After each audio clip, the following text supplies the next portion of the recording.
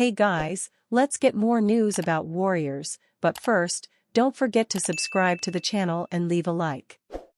Hoops and Dollars, How Warriors vs Suns Battle Boosts Local Biz.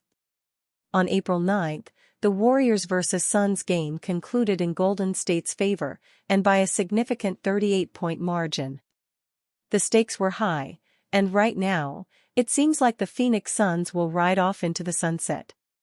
With 3 games to go in the regular season, a single loss will eliminate Phoenix from playoff contention. Moreover, due to the specifics of the current standings, a single win from the Dallas Mavericks, recently bereft of Luka Doncic, will also eliminate the Suns. To make matters worse, Phoenix's next game is against the Oklahoma City Thunder, and OKC is the first seed in a Western Conference that is historically competitive and packed with talent. So, to recap, things aren't looking good for the Suns. However, no matter which way high-stakes matchups like the Golden State Warriors vs Phoenix Suns go, the local economy benefits. Here's how. Sure, every sport has its stars, but the National Basketball Association, NBA, in particular, is a star-driven league. An unfortunate ankle injury prevented fans from witnessing Kevin Durant, but Stephen Curry made a good showing with 25 points, despite a slump in three-point shooting percentage. Star power translates into tickets, tickets translate into crowds, and those crowds do what all other crowds of sports fans do: buy hot dogs, down beers, and buy jerseys. The draw of games like these isn't just local, the tourism and hospitality industry sees an uptick when a big game is about to happen. Ride-sharing apps like Uber and Lyft see an increase in demand, while marketers, whether they're on local news stations, sports radio, or independent social media influencers, ride the coattails of the game. Quantifying these benefits is hard, but we do have some idea as to the exact numbers.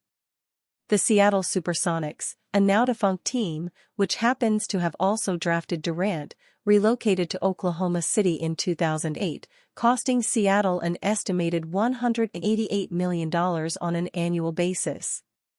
There's also the matter of infrastructure and job creation to consider. To use a more recent example, the Philadelphia 76ers intend to build a new stadium.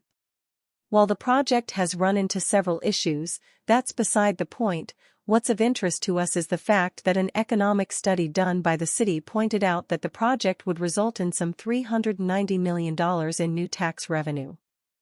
NBA Great predicts a postseason first for LeBron James and Stephen Curry. The Golden State Warriors and Los Angeles Lakers have both had late-season surges since acquiring new players in February. It's why NBA great Magic Johnson thinks the teams are on pace to meet in the Western Conference Finals next month. Here's what he posted on X. I predict that if the Warriors and the Lakers end up in opposite brackets, they'll be playing each other in the Western Conference Finals. It'll be must-see TV in the East and the West. Both teams made key midseason moves. The Lakers made the shocking trade of Anthony Davis to the Dallas Mavericks in exchange for Luka Doncic. The Warriors traded Andrew Wiggins to the Miami Heat for Jimmy Butler. The Lakers and Warriors both won those trades. Even though they are 5-5 in the last 10 games, the Lakers, 48-31, are third in the conference standings. The Warriors, 47-32, are the number 6 seed. If things remain the same, the teams play in the first round of the playoffs. The Lakers are almost locked into the number 3, meaning the Warriors have to end it at number 4, number 5, or number 8 to avoid seeing the Lakers until the conference finals. It's a strong possibility because the bottom half of the West is jumbled enough for that happen.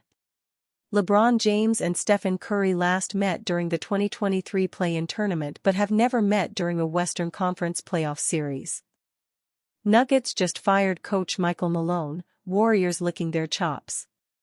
The Denver Nuggets just executed what can only be described as the front office equivalent of trying to perform heart surgery while skydiving.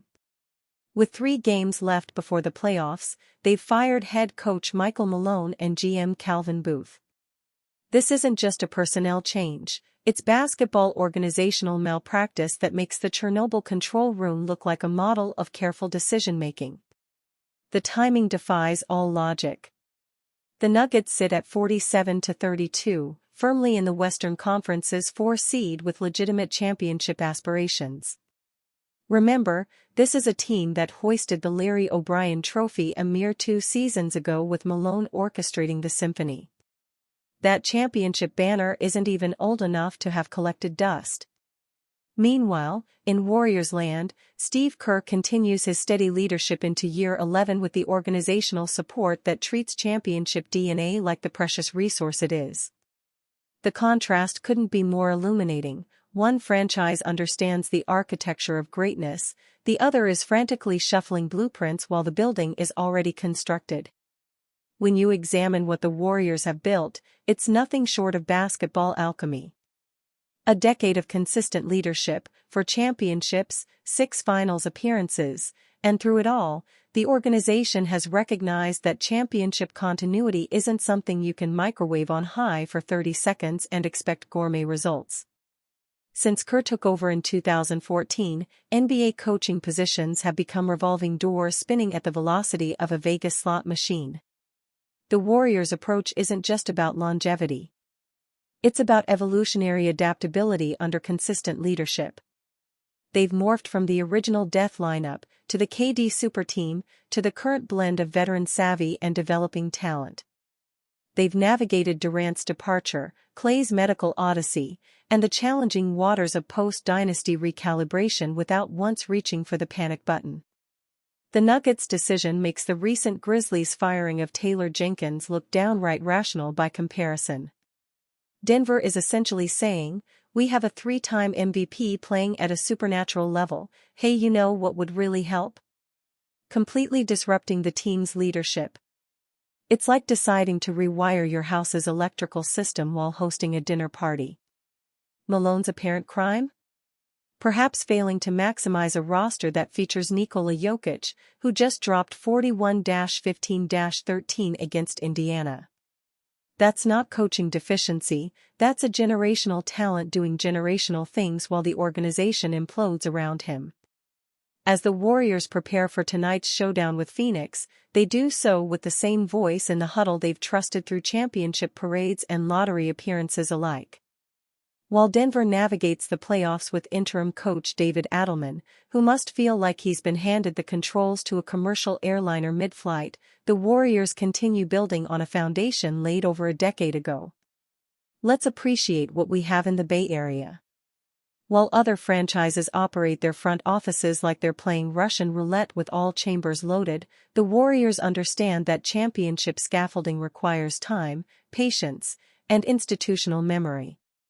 The Nuggets are about to learn a painful lesson the Warriors mastered years ago. You can have the most transcendent talent in the league posting triple-doubles with the regularity of a Swiss timepiece, but championship continuity isn't something you can install via overnight shipping.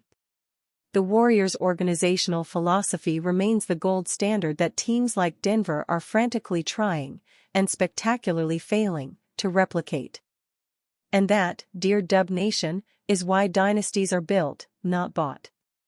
And you, fan? What do you think about Michael Malone's situation? Write to us in the comments.